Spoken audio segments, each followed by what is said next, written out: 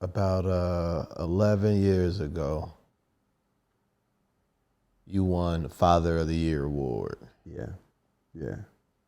And I came up for the ceremony and watched you get your award. And you went up and gave a speech, bro, and I'll never forget. You said you had no idea, you never imagined that being a father would help you heal from not having a father in your life. Yeah. Yeah. And that has always stayed with me, man. And I wanted to give you an opportunity to talk about how becoming a father has like changed you. Wow. That thought of just hit me because there are days when I realize what I said, but it's so challenging to try to be a father today. You know, like any man, I'm going through a lot. You know, I go through a lot where I feel like I don't necessarily meet up to what I think a father should be. But I also sometimes overcompensate. But for me, I believe that our father being the first foundation for me, as people would call it, a stepdad, but his reality for me just gave me confirmation that A, I'm not alone, and B, he came along at a time where I was probably 13, 14 years old and needed him right at that adolescent transition where everything is happening. So no, I didn't have the figure early on. It came later on. I've discovered not only that I want to be the best father that I can be for my children in the field of psychology, as you would think, or I have discovered, is that my healing is also occurring around the fact that I got my 15-year-old daughter, my 11-year-old son, that I'm trying to be the best father that I can be to. But in my healing, I realized that I'm still healing the third child that I have, and that is the boy in me that didn't have the father looking at me trying to be a father.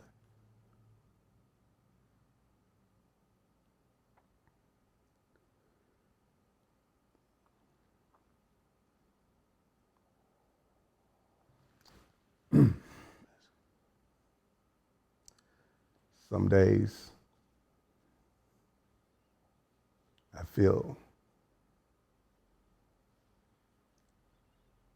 like I failed him. Some days I feel like he's proud of me.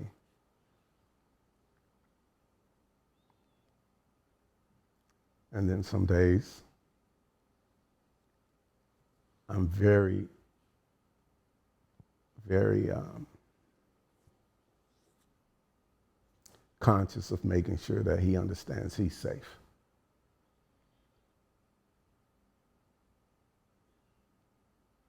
And that's what healing it looks like, for real.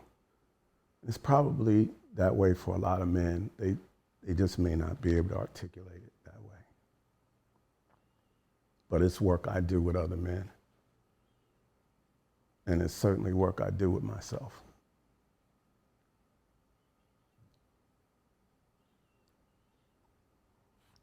As your brother, bro, I know you got things going on, man, with the kids now. Yeah. You know, you got a whole situation. And, you know, you sought out to be this force, you know, and you are that force, like in the community and doing a lot of things, man. And then you know, you got these 3 kids. 3 kids. you know, and thank you for articulating it in that way, because it helps me see where you are now clearer, more clearly. You know, because even though things aren't going right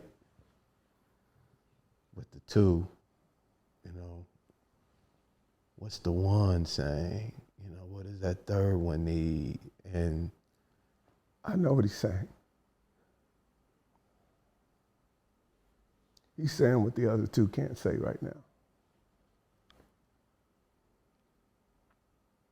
He's saying he's proud of me. I feel safe. Go, Daddy, go.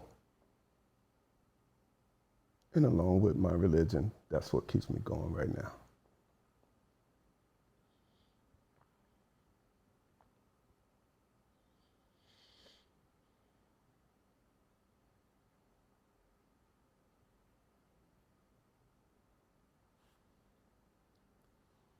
the man's journey, man, is so muted now. Yeah. And I don't know how we let brothers know, man, that we see them and that we love them and that we hear them. Because there's a voice that's just overshadowing what we're going through. Yeah. And how we're processing. And, you know, the ego in me just want to be like, we don't need it. Right, right. But we do at the same time. And the more we get into the practice of feeling that need for ourselves, man, the greater I feel we are of a force to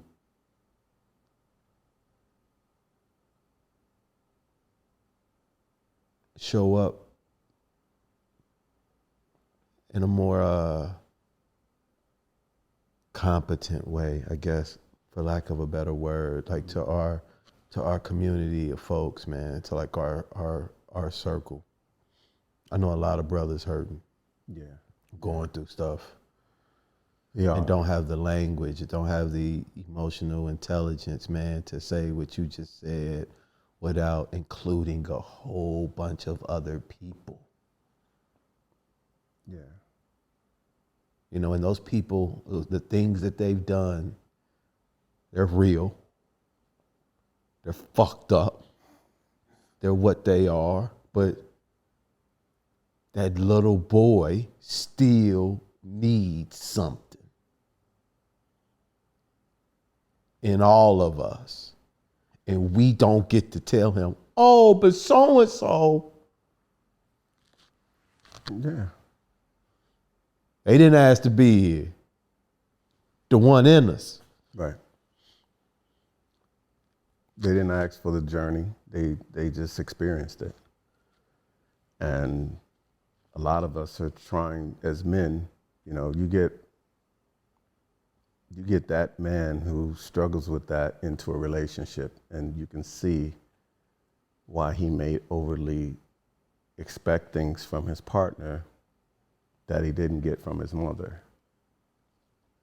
Or he may feel it's okay to behave a certain way because of what he saw with his father. It all plays out. Oftentimes, you know, there's a perception that adults are adults in the clinic until you see the wounded child within that adult. And you see, you know, that wounded child driving a lot of the behavior of the adult. But I hope that, and I believe that men are finding their voice. They're finding it in a lot of ways. You know, sometimes it takes on entrepreneurship. Sometimes it takes on, you know, these brothers are heavily into crypto. I mean, they're trying to find a way out of what they've been given as reality that no, they don't accept. I mean, they're finding allyship with Republicans. They're voicing what they need in relationships in an unprecedented way. So something is happening where brothers are saying, I'm beginning to find my humanity. And in finding their humanity, we want to see them enter a professional relationship to begin to find and begin to heal that inner child. I hope that part of my journey is to be authentic, to show brothers that we can have it all together, man, and still not have it together, but it doesn't mean that we can't get it together and be hopeful about rescuing and healing ourselves, our inner child, so we can show up and be the best fathers we can be for any of our kids, and ultimately with ourselves and our partners. And you can still be useful and not have it all together, bro. Absolutely. I think that's what fails a lot of brothers, is that there's this voice that tells us we have to have it together, we have to be perfect. But it is tough in this society because a black man can make one mistake in this society and be canceled. People are quick to dismiss our humanity. And so this is work that has to be done, to be honest with you, in the shadows. It has to be done behind the scenes. You have to take care of yourself to do your work, because people are looking to stop you from doing this work. Yeah. They have a purpose for you, you know, to serve as a consumer or a prisoner where you're making $10, 10 cents an hour. And you have to understand that that's a principality that's already, that deck is set. You just got to avoid it. And so part of that avoidance is to get some space and some place where you can be quiet. Let your mind reset so you can get in touch with this and do it to the extent that you can do it on a day-to-day, so that then you can go bridge to a therapist or a healer or a life coach. You don't have to be therapy. It just has to be something that is pro your humanity. Yeah. And find one or two brothers, you know, or a group of people. Yoga for men, exercise, diet, reading, you know, all these, and this game is inside, man.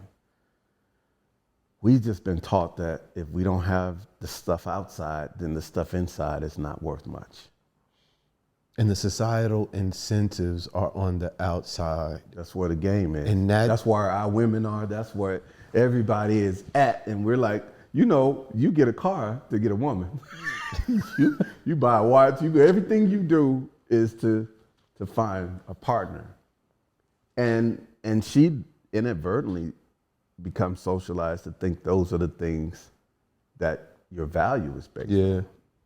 When so many of us don't have either access or these things that tell us that is our worth.